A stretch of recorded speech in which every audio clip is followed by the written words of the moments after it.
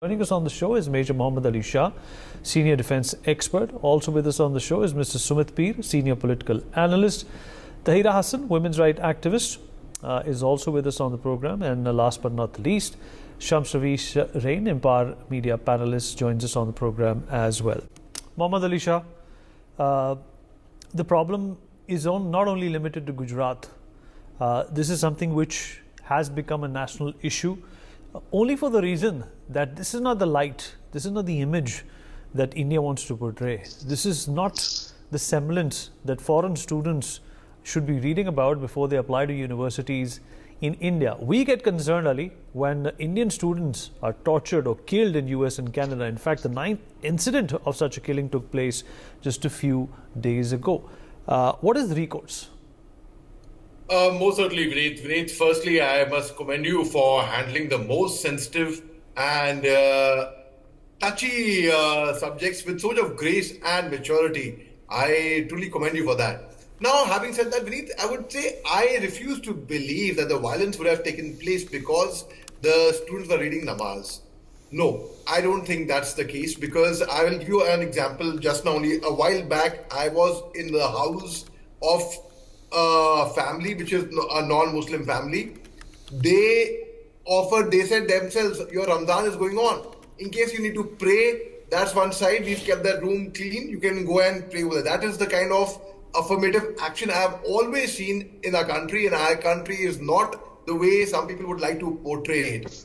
Now, having said that, we also, when we are talking about the viral video of this policeman kicking some namazis, well, first let me make it very, very clear. No person in uniform, be it police or be it any force, has a right to go and get physically with anyone, whether you are reading namaz, whether you are praying, or whether you are violating the rule. Whatever, you have no right to touch anybody. You cannot go around kicking people around, especially people who are praying. Well, I admit the fact that they were reading namaz on the road. They were not inside the mosque. They should have ideally been inside the mosque.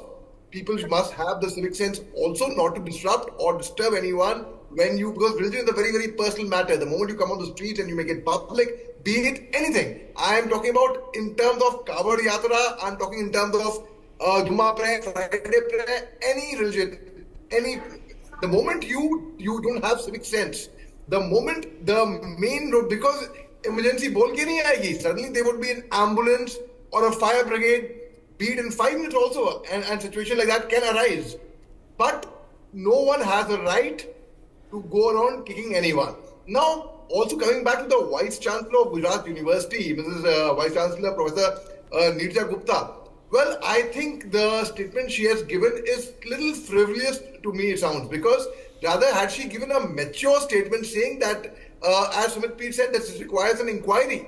Had she said this matter is under inquiry right now, we haven't come to a conclusion why and what has happened, a strict action will be taken. The Ministry of External Affairs spokesperson, Ranveer Jaiswal, he came on X, formerly known as Twitter, and he came and he tweeted that action would be taken against the perpetrators. Ali, that's a very good point. Is going to be taken against. Yes, thank you, Vineet. So the very fact is, when she came up with a conclusion that namaz could not have been the reason, non-veg khare wahan pe as if there's no non-veg. But that doesn't have any basis in fact, right? There is no inquiry which has come out and said that they were eating non-veg and there was spillover and they perhaps just left the food strewn around for people to discover. That is in fact putting more fuel on fire, Sumit, isn't it? Correct, Preet. Absolutely right. So that's the reason I would give the statement of the Vice Chancellor, I would consider it very, very frivolous. It's actually putting more fuel to the fire. If she says that is the reason, no, that cannot be the reason, because again, I gave a very good example. Just some time back, I was in a house. The family is non-Muslim. So, Ali, do you think that the students who are in fact a part of this ecosystem where foreign students will also be visible doing their own cultural things, should be sensitized, not for the sake of, something as micro as what they feel about a particular religion, but something more large, the country's image, that is. Right, Vineet, you rightly said, it's a matter of the country's image. So the hooligans who came to fight, who came to attack, with violence on the foreign students, they should have kept in mind it's the question of a country's image, irrespective whether they were provocated or not, or whatever the provocation could have been or not. I don't know. There's no inquiry that's taken place as yet, so we don't know. But they should have been conscious of the fact that these are foreign students and one should not. Now, being an Indian Muslim, no one has ever bothered me to practice my religious never. I mean, I can't. I've heard stories that such things happen, and if I have to believe it, if I have, but and I've never. I'll only believe what I have personally experienced. Right? I will not go on hearsay, but I have never experienced anyone trying to intrude or interrupt my religious practice, because I've always believed that religion is a very, very personal and a very, very private matter.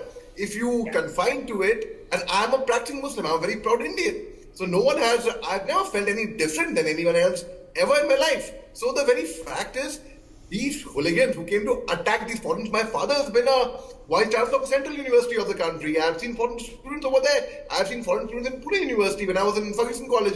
They've always been respected and always been looked after.